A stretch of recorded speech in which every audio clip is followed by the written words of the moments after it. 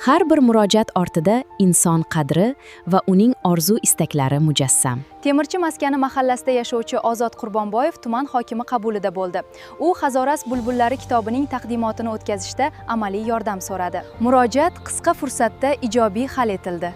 3 avlod uchrashuvi tarzida tashkil etilgan kitob taqdimoti barchada katta taassurot qoldirdi.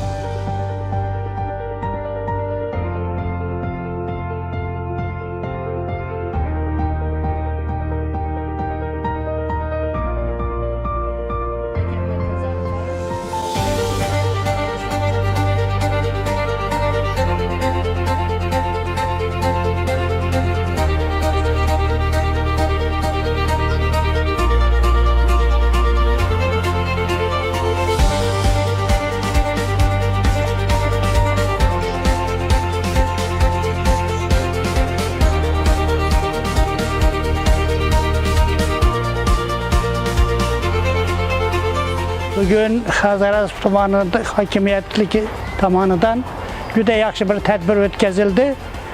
Tumanda uzoq yillar xizmat qilgan ajoyib bir mutaxassis, san'at sohasi mutaxassisi Ozodjon aka Qurbonovning Hazaras bulbullari kitobi taqdimoti bo'lib o'tdi.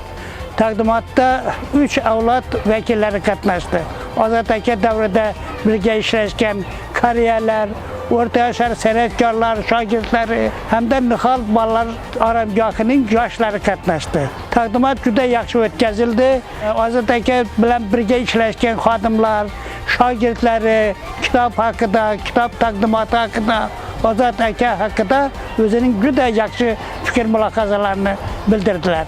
O'ylaymanki, kitob butun jamoatchilikka, kitob sevarlarga ma'qul bo'ladi deb o'ylayman.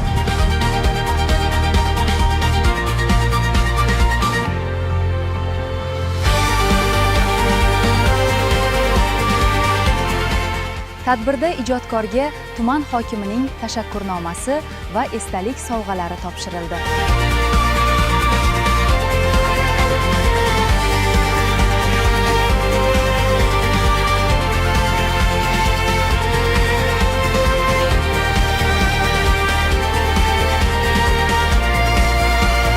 Mening kichik ijodimga shunchalik katta e'tibor qaratilganidan boshim ko'kka yetdi, deydi Ozod ota, samimiy minnatdorchilik bildirib. Aholi dardi va quvonchi bilan yashash islohotlarimizning bosh mezonidir.